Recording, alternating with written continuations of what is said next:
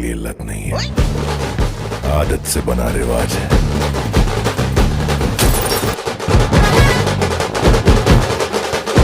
Band बजा दे, मस्ती में सारा बस्ती नचा दे। कटके तू है रे अड्डा, सिल्क बार में जिगर है सरधा। हम छमा छम नाचेंगे रे हम, रोक लगा के कर है दम इसके माँ का। I think the highest point is right now for me, where my film is releasing across the country, and we have something amazing in our hands, something which we really are extremely confident. I'm sure. अभी आपने जैसे बोला वो movies के fan के time से अभी इस पॉइंट तक रीच होना बहुत लॉन्ग जर्नी था। 19 इयर्स का जर्नी है, असिस्टेंट डायरेक्टर पहले, उसके बाद एक्टर, अभी एक एक स्टेप बढ़ते बढ़ते ईच फिल्म के साथ अभी आई थिंक मेरे करियर में मोस्ट एक्सपेक्टेड फिल्म है दसरा, और most content most satisfying film भी है मुझे। और इस फिल्म को पहली बार मैं अभी जो भी तेलुगु फिल्म मैंने किया उसका डब्ड वर्जन टीवी में या ओटीटी में सब देख रहे थे, डिफरेंट स्टेट्स में, डिफरेंट रीजन्स में बहुत सारा प्यार मिलता था हिंदी ऑडियंस से भी। मगर इस बार पहली बार और एक बड़ा रिलीज होने वाला है। हाँ, तो बहुत सारे थिएटर्स में रिलीज हो रहा है, entire country, every main city में एक स्ट्रेट हिंदी फिल्म जैसा एक रिलीज मिल रहा है। अनिल तड़नी सर का डिस्ट्रीब्यूशन का नेटवर्क है। तो और जितना कॉन्फिडेंट है टीम, अब हम सब ऑल आउट जा रहे हैं इसके साथ। तो अगर आप बोलेंगे कि which is the highest point in my career, it is right now today, and I think something higher than this will be on March 30th। आजकल कोई थिएटर को क्यों जाएगा? अच्छा फिल्म और अच्छा कंटेंट तो घर में भी मिल रहा है। तो ये फिल्म में जो थिएट्रिकल एक्सपीरियंस है, very few films which will say watch it with a group, you will have more fun, विजिल वर्ती मोमेंट्स रहेंगे, उसके साथ कैरेक्टर्स के साथ हंसेंगे, कैरेक्टर्स के साथ रोएंगे, और कैरेक्टर्स के इमोशन फील होंगे। और जब कोई एक्शन एपिसोड या एंटरटेन वाला मोमेंट हो तो एंटायर ऑडिटोरियम के साथ विजिल मारेंगे। वैसा एक थिएट्रिकल एक्सपीरियंस जिस फिल्म में रहती है वो परफेक्ट थिएट्रिकल एक्सपीरियंस को डिमांड करता है। तो दसरा को वो एक फ्लेवर है जो it really demands a theatrical experience. बीते कुछ टाइम से साउथ की मूवीज ने काफी अच्छा कमबैक किया है। अभी पुष्पा और केजीएफ से काफी लोग इसे कंपेयर कर रहे हैं। अगर कंपेयर कर रहे हैं तो अच्छी बात है, क्योंकि वो ब्लॉकबस्टर फिल्म है, और लेट्स होप दैट ये भी वही लिस्ट में ज्वाइन हो जाएगा। हमें तो यकीन है टीम को, मगर मार्च आप क्या कहेंगे? March 30 तारीख तक वेट करके देखना पड़ेगा। Excuse me, why is that common man are so, all the movies have common man who have risen to the top. Why do you think that is resonating with people now? Resonating with people. Because most of the people are common men, and because it is exciting when you show somebody like them on screen and who rises up to the occasion and becomes a hero. तो लोगों को भी लगता है कि एक hero बनने के लिए, हीरो माने स्क्रीन पे पिक्चर में नहीं, रियल लाइफ में हीरो बनने के लिए कोई लार्जर देन लाइफ पर्सन रहना ज़रूरी नहीं है। हम साधारण रह सकते हैं, मगर जब कभी प्रॉब्लम आती है तो हम भी खड़े हो सकते हैं, हम भी हीरो बन सकते हैं। उस काइंड ऑफ होप को जगाने वाला फिल्म ऑलवेज वर्क होता है, क्योंकि अंडरडॉग विनिंग और underdog standing up to wrong things is very important. एक अच्छी मोटिवेशन है, और ऑल्सो ज़्यादातर लोगों को इंस्टेंटली कनेक्ट होती है। थोड़ा आपके कैरेक्टर के बारे में बताया कि कितना समय लगता था आपको उस कैरेक्टर में आने के लिए, उस मेकअप में आने के लिए, मेकअप से बाहर आने के लिए, क्योंकि जो हमने आपको देखा वो बहुत ही चेंज था। तो बहुत ही टॉर्चर था वो। हर दिन 1-2 घंटे का मेकअप लगाना, और 2 घंटे से भी ज़्यादा मेकअप निकालने के लिए। और मेकअप लगाते टाइम असिस्टेंट्स लगा सकते हैं, पूरा फुल बॉडी मेकअप था, बस फेस को करके नहीं छोड़ सकते, क्योंकि लुंगी बने में फिर रहा था फिल्म में, तो किस तरह कैमरा किस साइड आती है पता नहीं, तो फुल बॉडी मेकअप करना पड़ता था।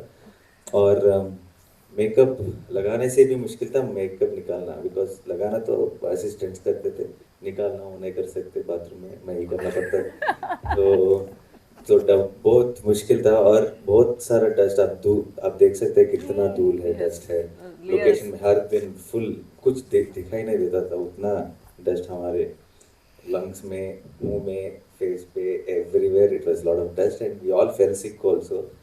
तो एक शूटिंग एक्सपीरियंस तो बहुत ही मुश्किल था, बहुत टॉर्चर था, मगर जो आउटपुट आ रहा था वो तो शानदार था, अमेजिंग था। तो it is all worth it end of the day.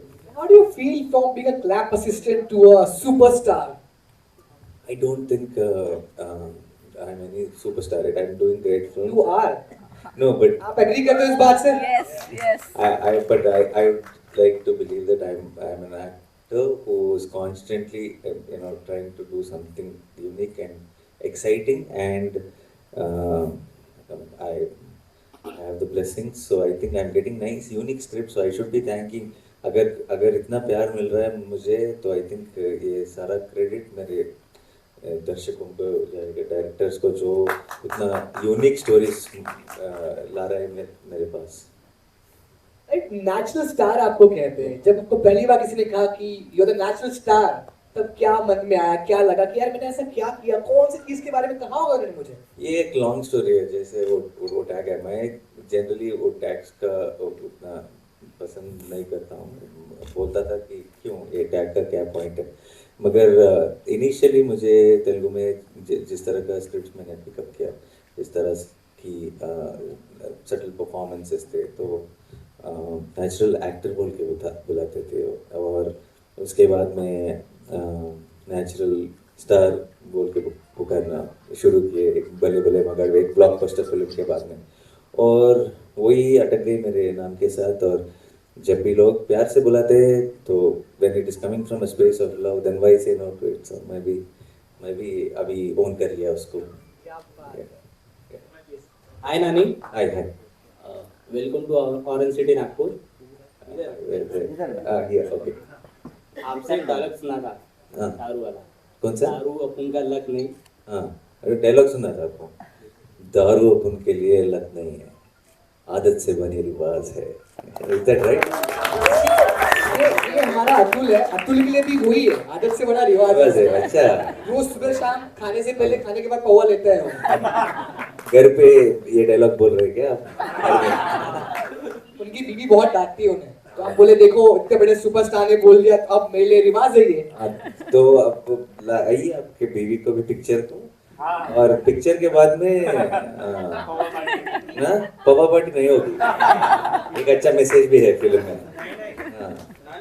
ये तेलुगु में हो जाए, तेलुगु में हो जाए ये डायलॉग। ये डायलॉग इसको समझती है तेरे? हाँ, अच्छा ठीक है, 1 सेकेंड।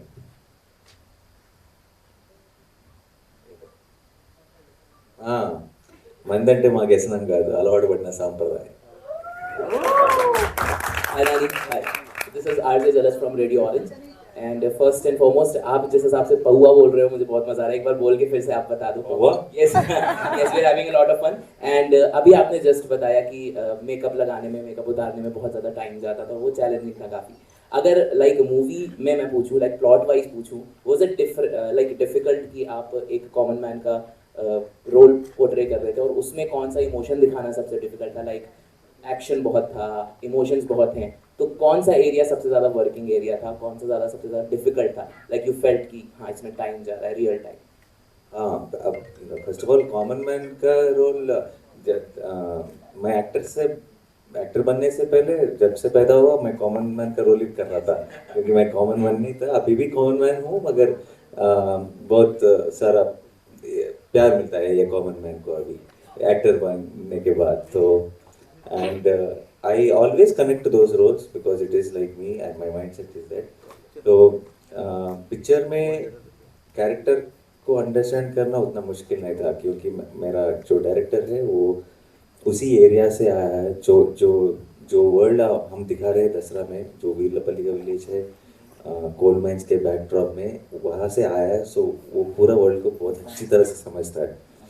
तो जिस तरह की इंस्ट्रक्शंस उसने दिया, जिस तरह की क्लैरिटी से उसने स्क्रिप्ट लिखा, तो वो बहुत आसान था for me to understand the character, मगर फिजिकल कंडीशंस बहुत मुश्किल थे, जैसे मैंने बोला लास्ट क्वेश्चन को कि क्या ये धूल धूप और कोल माइंस में जब शूट कर रहे तो एक्सट्रीम हीट था, कंडीशंस बहुत ही ख़राब थे, फिर भी कर रहे थे, मगर आपको विजुअली अच्छा यू नो टेरिफिक लगेगा, मगर वर्किंग कंडीशंस बहुत मुश्किल थे।